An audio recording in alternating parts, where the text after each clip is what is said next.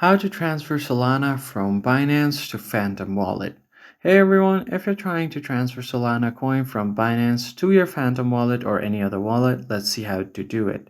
First thing first, open up your Binance and make sure that you are logged in. Then you're going to have to head over to the Wallets tab that you see at the bottom right corner.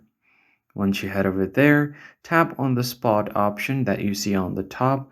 Once you head over to the spot tab, you'll find your balances along with Solana. So just tap on it. And then from here, you're going to have to tap on the withdraw option where you will be able to copy the withdraw address.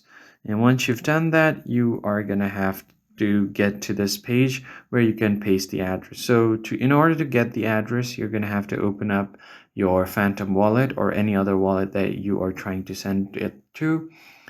So from here, you just tap on the send option and then click on the Solana. Now click on Solana and then tap on receive or swap. Then from here, you will get the address. You'll get the QR code as well as the address. So you could just copy it. And then at the end, you are going to go back to your Binance and paste the address right here. And that's how you can easily transfer Solana from your Binance to Phantom Wallet. I hope this tutorial was helpful to you guys, and I'll see you on the next video.